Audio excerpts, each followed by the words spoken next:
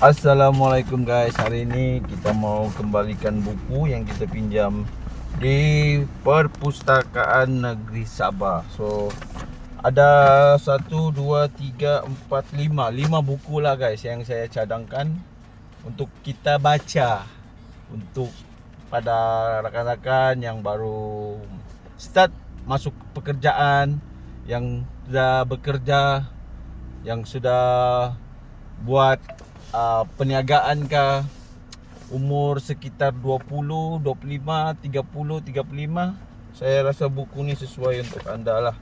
Okey, yang pertama sekali, best recommender, Focus, The Power of Focus. Berjaya tanpa was-was, semuanya hanya dengan 10 langkah. Jadi ada dalam 10 langkah, ada dalam buku ni. So kalau kamu yang jenis malas mau baca tebal-tebal, baca saja yang dia punya tajuk besar. Lepas tu kamu buat nota sikit. Lepas tu sambung lagi bila-bila masa kamu free. Okey? Okey, buku yang kedua, Mindset.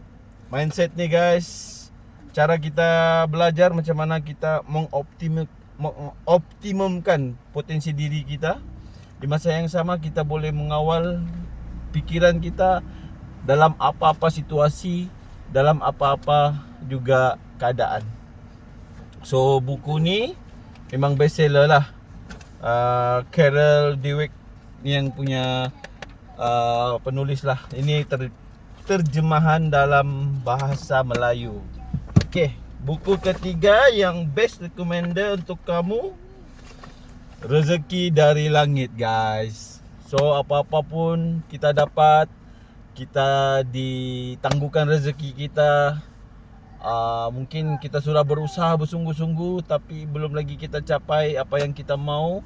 So di sini dia rungkai ke semua, macam mana kita merawat hati, macam mana kita berlapang dada dengan rezeki, macam mana kita menerima hakikat bahawa kita belum sesuai untuk rezeki itu. Mungkin Allah takdirkan di suatu hari yang paling tepat dan paling ngam untuk kita dapat. Sini buku di sini. Semua rezeki lah, dari rezeki anak, perkahwinan, kekuatan, dari segi persahabatan, semua ada dalam ni. Dan bagusnya buku ni banyak hadis Al-Quran dia selitkan dalam. Okey, Rezeki dari Langit. Buku yang ketiga, Bicaralah yang Baik ataupun Diam. Buku yang keempat guys. Ini kadang-kadang kita over dalam emosi, kita over dalam apa-apa kita punya tindak tanduk. Jadi buku ni sangat sesuai. Sebab apa-apa situasi kita kena diam dulu baru kita respon. So dalam pengajarannya di sini seperti Tomanina, kita Sami Allah liman hamida, kita kena berdiri tegak dulu, kita kena diam. Walaupun kita boleh terus sujud, kita kena diam baru kita sujud. Seperti ini jugalah, apa-apa situasi. Ini bagus guys, nipis, bagus. Dan dia ada bagi hadis-hadis sama ayat-ayat Al-Quran guys. Sangat sesuai, best recommender kepada orang-orang yang baru berkahwin. Yalah, dalam situasi emosi bersama isteri, situasi ada anak, kita terus melenting, terus ada tidak sepahaman dengan kawan-kawan.